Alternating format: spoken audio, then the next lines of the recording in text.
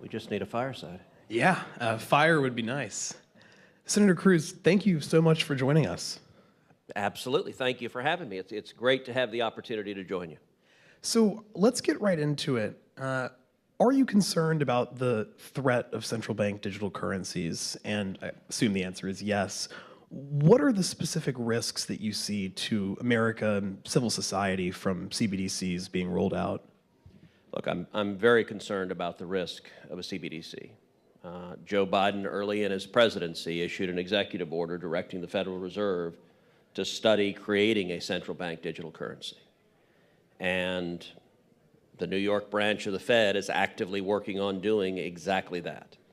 I think that's exceptionally dangerous. We see China moving forward with the intention of using a CBDC to destroy all the value of Bitcoin, to destroy anonymity, to destroy decentralization. Their objective is precisely the opposite of a distributed ledger system. It is they want a centralized ledger that the government has complete visibility into and complete control over. And I think that is profoundly dangerous. I've introduced legislation to prohibit the Fed or the federal government from creating a CBDC. I don't want the government having control over your finances. And I think it is part and parcel with a view, if you look at last year, the Biden administration's top legislative priority, what they called Build Back Better, what I called Build Back Broke. One element of it was a requirement that banks report every single transaction in excess of $600 to the federal government. Now, if you think about it, that means your rent payment every month. If you own a home, that means your mortgage payment every month. If you own a car, most car payments now are north of $600. It is literally the government having visibility on virtually every transaction you're making. That's their stated goal. I think it's a terrible goal. By the way, the same people that want a CBDC, they hate Bitcoin, and they hate cash. Let's be clear, they don't like cash for exactly the reason I like cash.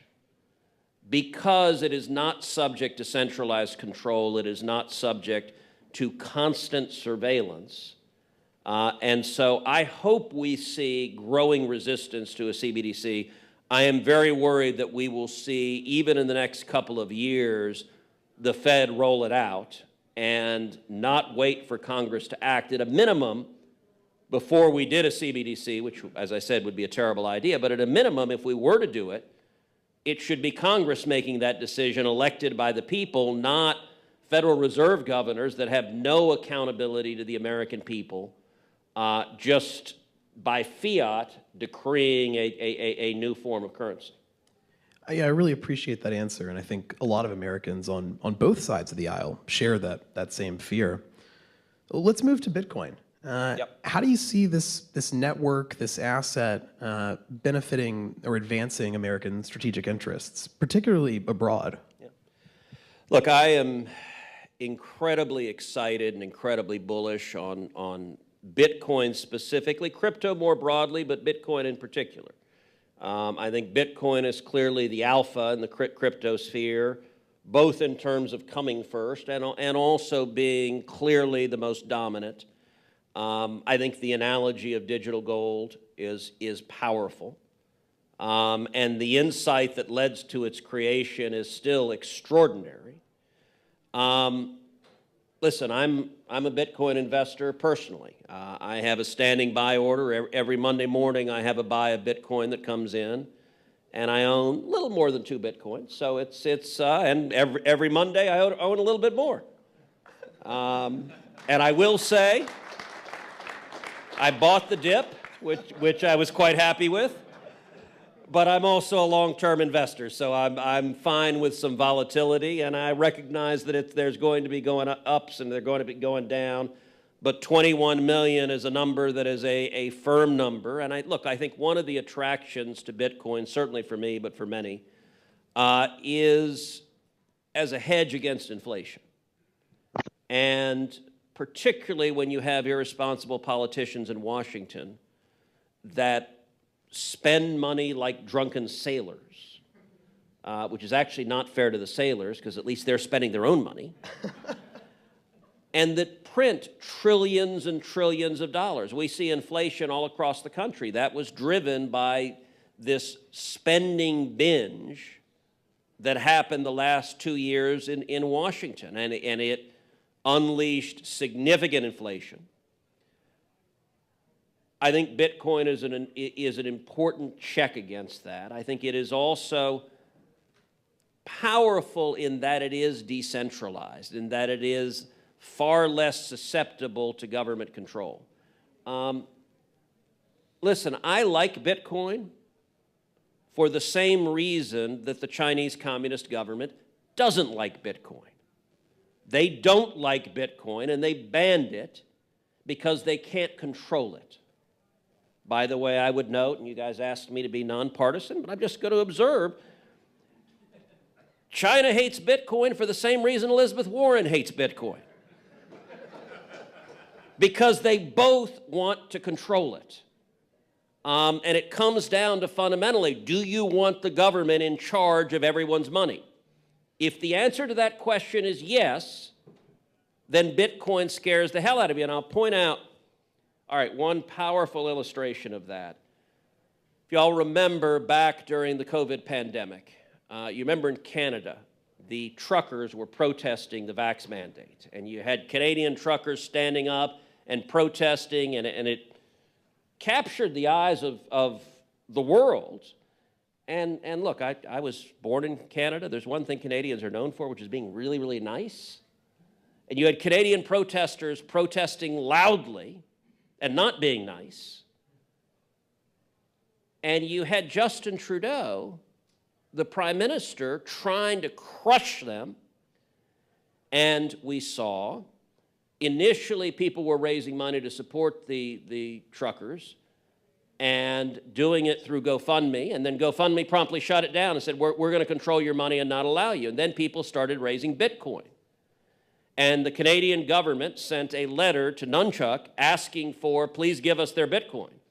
And the response, if you have not read this letter, it's a beautiful letter. I'm just going to read part of it. So this is the letter that the Bitcoin company sent back to the Canadian government.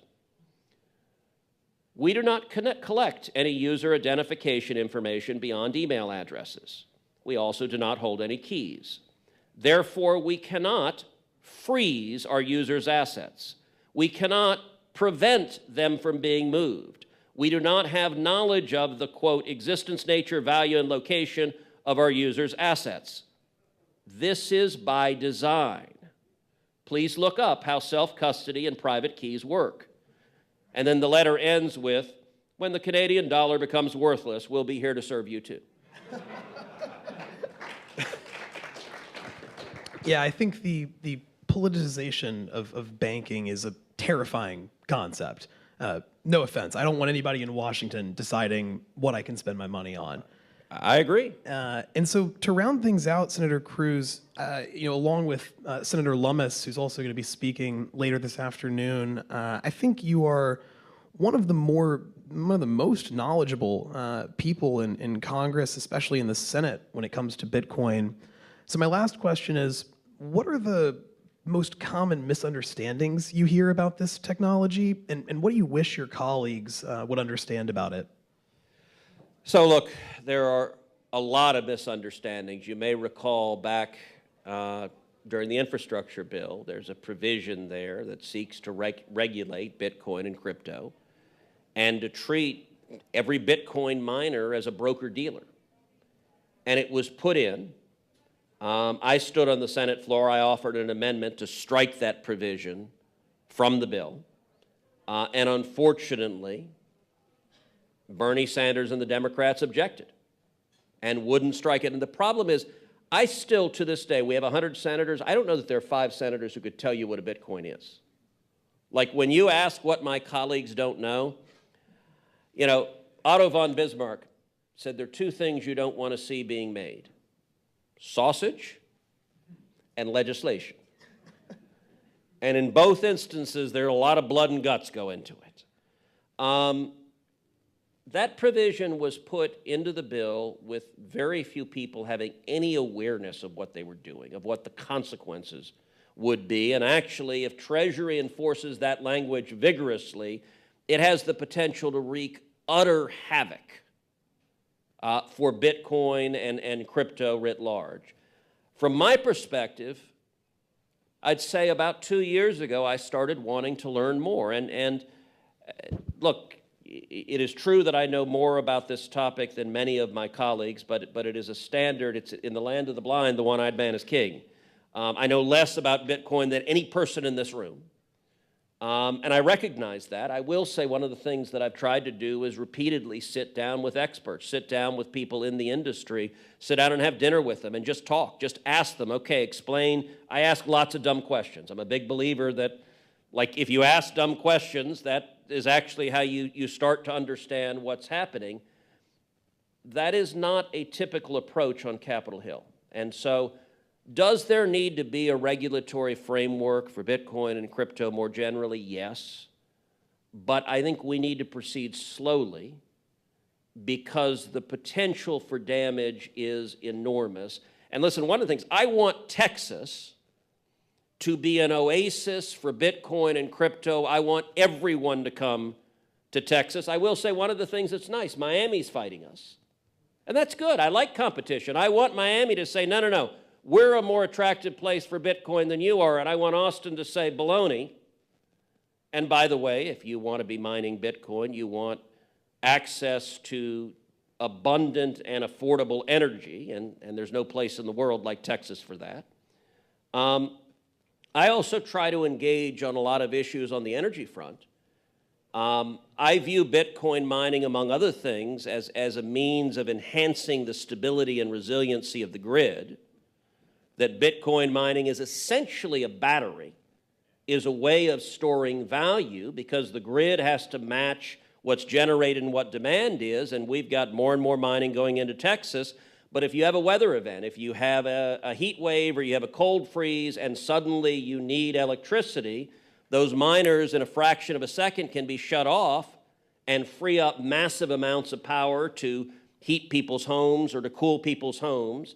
And that can be instantaneous, so it gives a reservoir of stored value. I also talk a lot about if you're interested in alternative energy, one of the things Bitcoin mining gives the ability to do, wind and solar, inconveniently, the sun shines in a lot of places that are really distant and hard to access, and the wind blows in a lot of places that are really distant and hard to access, which means it can be unaffordable to set up solar panels or windmills if you don't have electricity transmission lines to carry the power to where people live. And what Bitcoin mining lets you do is set up one windmill in the middle of nowhere and have the ability to generate mining and value to make that first solar panel, that first windmill profitable.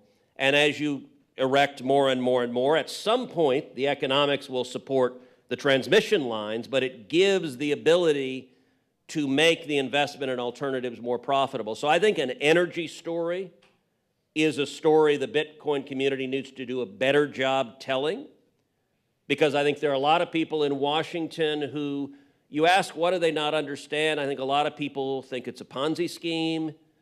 I think a lot of people think, well, it just wastes a lot of energy, and so we shouldn't be doing any of this mining. And beyond that, there's just a general sense of we don't trust it because we can't control it. I think a lot of my colleagues think, well, if you're doing Bitcoin, you must be a drug dealer or doing money laundering because that's the only reason you want privacy over your financial affairs. And so I think we collectively need to tell a better story explaining the benefits, and that's certainly something that I'm trying to do. And that's exactly what we're trying to do with BPI. Thank you so much for your time and your insights, Senator. It's great to be with you.